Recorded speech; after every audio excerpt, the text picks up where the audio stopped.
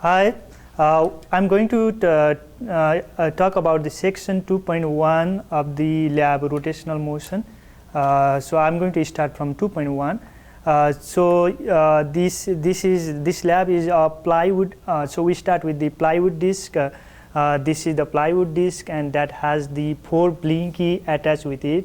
I have already talked about that. So those 4 blinkies are A, B, C, and D. And when you make this room dark and take the picture, once it is rotated around the center of the axis, this is the point where it is fixed, and it rotates about the center of the axis. That means all the 4 points will rotate about the center of the axis, and that will give a picture. That picture would be this type of picture where you see I have put the position of each point A, B, C, and D, and this is the inverted picture that I have taken from the directly taken from the camera, and you will have the access of this type of handout on canvas, and you can directly work from there. So you see the blinky A is not going anywhere because it is just at the center of the disc, but blinky B, C, and D are moving around, and they are making a circle with this blinky, this type of blinkies, and we have to analyze some of the quantities that we already discussed here previously. So you remember I have talked about the angular displacement and angular velocity. So this is the setup where the angular velocity is constant. That means in each of the time interval, the disc is traveling the same distance, same angular displacement. Okay, so if you go to section 2.1, so in section 2.1, I'm going to focus this part. So in section 2.1, you have to find out the flash rate of the blinky. So the flash rate is how many times these blinky are their blinkies when in the time interval of for example in 30 seconds, how many blinkies are there. So I have counted those numbers, and I found that there are 90 blinkies in 30 seconds. All right, so you can write down 90 blinkies in 30 seconds. So you will figure out now how many blinkies in a second. All right, so and similarly you can find out the flash rate. That means in how much time does one blinky takes. So you can simply use the unit conversion to find out the the rate of the blinky. Okay, and after that you can also find out the radius. So the radius of each blinky, but these are already given: 4 centimeter, 8 centimeter, 11 centimeter. Actually, you have to change those numbers. That is typo, and we can probably measure those numbers by looking at this radius. Okay, so just use the ruler and find out what is the radius. And I found that for A it is 0, for B it is 3 centimeter, and for C it is 6 centimeter, and for D it is 9 centimeter. Okay, so after that, now you have to measure the angle or angular displacement of each blinky. All right, so how you are going to measure the angular displacement for each blinky, that's what I'm going to show in this picture now. Okay, so for A, I'm going to take this out, and then let's look at this blinky thing. So for A, there is no any angular displacement because A is at the center of this circular ring. But if you go to B, now there would be the angular displacement. How you are going to find out the angular displacement? So the first thing is you have to find out the angle. So let me draw the first angle. Let's say that is theta 1. This is the one you have. This is for B, actually. Sorry, this is for the blinky B.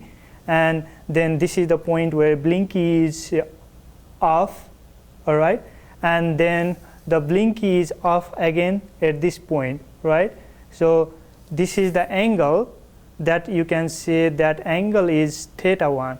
All right, And similarly, you can look at the same blinky picture, but you can go for another time that is the same time interval, and you can measure the another angle, that is theta 2.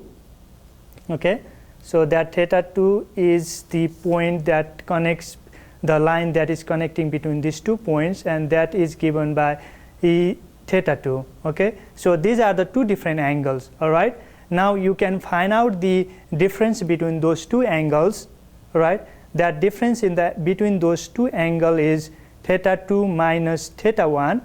Right, so let's say that is 15 degree. Okay, so the difference between those 2 angles is 15 degree. Then you can convert that 15 degree into the radian, and that is the angular displacement for B. Okay, similarly for C, you can find out the angle theta 1 and theta 2 and find out the difference between those 2 angles, and that would be the angular displacement for C.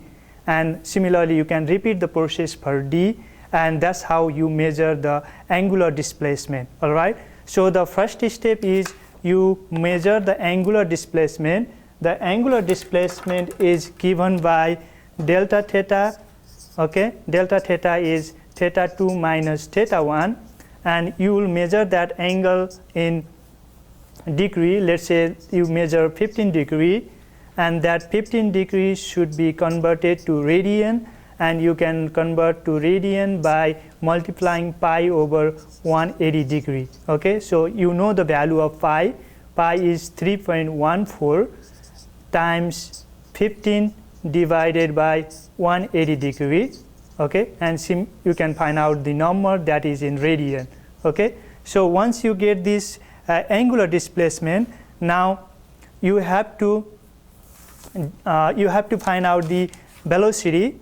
Okay, so the velocity is the angular velocity. So the angular velocity omega, that is just the delta theta divided by delta t. Okay, so you get this number, and you have to find out what is that delta t. So as this discussed previously, you are going to find out the flash rate. So you know there are 90 blinkies. Okay, so 90 blinkies in 30 seconds. So one blinky takes roughly 0.3 seconds. So you can put that number. So delta t would be 0.3 seconds for all of the time.